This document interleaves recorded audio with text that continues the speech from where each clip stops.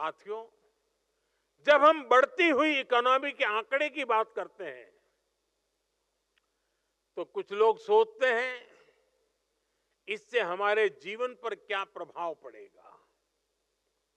सच्चाई ये है कि जब इकोनॉमी बढ़ती है तो जीवन के हर स्तर पर उसका सकारात्मक प्रभाव पड़ता है। इस सदी के पहले दशक में भारत $1 ट्रिलियन की इकोनॉमी बना। मैं 21st सेंचुरी का फर्स्ट 10 ईयर की बात कर रहा हूं। तब इकोनॉमी की साइज छोटी थी, इसलिए तब भारत का खेती का बजट कुछ हजार करोड़ रुपए था। भारत का इंफ्रास्ट्रक्चर बजट 1 लाख करोड़ रुपए से भी कम था। और उस समय देश की क्या स्थिति थी? उस समय ज्यादातर गांव सड़कों से वंचित थे, बिजली से वंचित थे, नेशनल हाईवे और रेलवे की स्थिति बहुत खराब थी। बिजली, पानी जैसी बुनियादी सुविधाओं से भारत का बहुत बड़ा हिस्सा वंचित था। साथियों, इसके कुछ समय बाद भारत $2 ट्रिलियन की इकोनॉमी बना। तब भारत का इंफ्रास्ट्रक्चर बजट 2 लाख करोड़ रुपए से भी कम था। लेकिन रोड, रेल, एयरपोर्ट, नहरें, गरीबों के घर, स्कूल, अस्पताल, ये सब पहले के मुकाबले कुछ ज्यादा होने लगे। फिर इसके बाद भारत तेजी से $3 ट्रिलियन का इकोनॉमी बना। नतीजा ये हुआ कि एयरपोर्ट की संख्या 2 गुनी हो गई। देश में वंदे भारत जैसे आधुनिक ट्रेनें चलने लगी। बुलेट ट्रेन का सपना जमीन पर उतरने लगा। भारत ने दुनिया में सबसे तेज गति से 5G का रोल आउट किया। देश की हजारों ग्राम पंचायतों तक ब्रॉडबैंड इंटरनेट पहुंचने लगा। 3 लाख से अधिक गांवों तक सड़कें पहुंच गई। नौजवानों को 23 लाख करोड़ रुपए का बिना गारंटी वाला मुद्रा लोन दिया।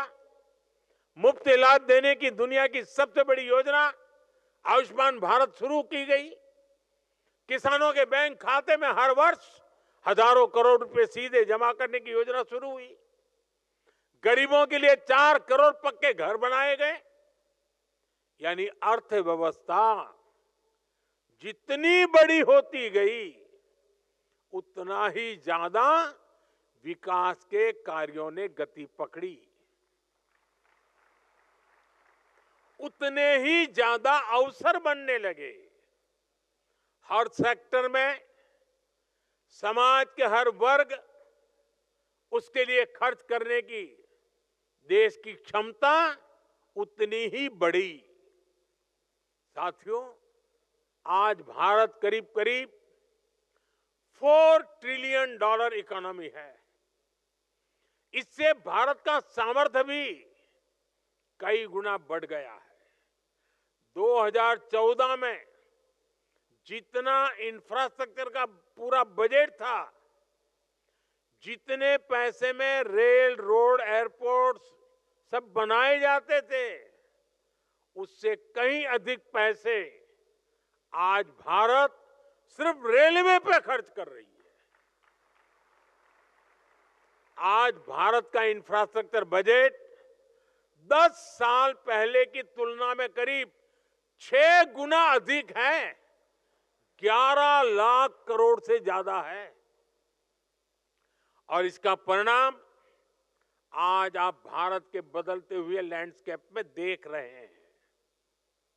ये भारत मंडपम भी इसका एक खूबसूरत उदाहरण है। आप में से कोई लोग पहले अगर यहाँ प्रगति मैदान में आए हो तो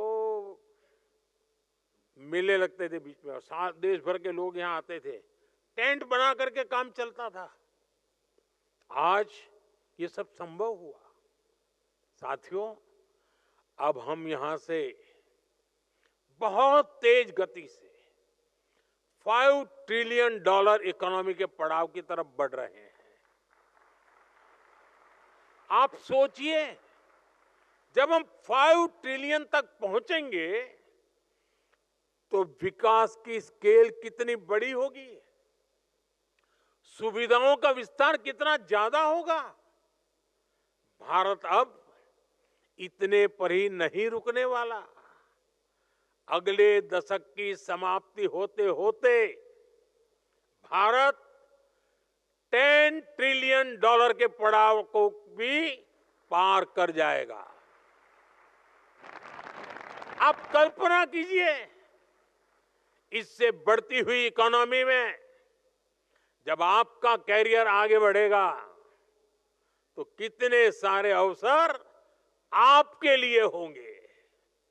आप जरा कल्पना कीजिए, 2047 में आप किस उम्र के होंगे, आप अपने परिवार की किन व्यवस्थाओं की चिंता में होंगे।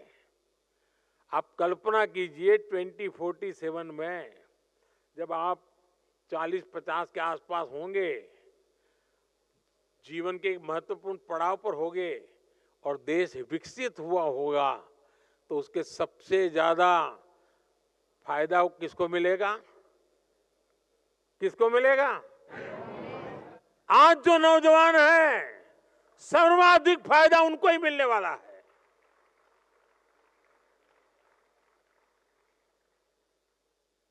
और इसलिए मैं आज आपको पूरे विश्वास से कह रहा हूं, आपकी पीढ़ी न सिर्फ देश के इतिहास का सबसे बड़ा परिवर्तन करेगी, बल्कि उस परिवर्तन की सबसे बड़ी लाभार्थी भी होगी।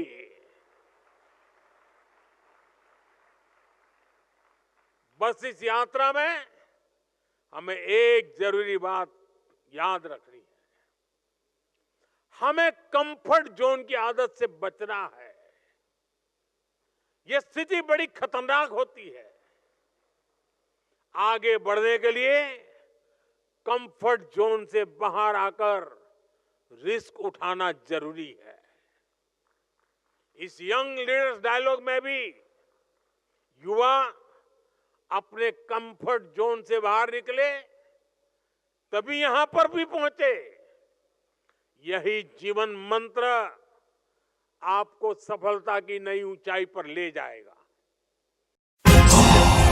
राष्ट्रहित के लिए मिशन नमो नेशन से जुड़िए, लाइक और सब्सक्राइब के साथ इस जानकारी को शेयर भी करिए।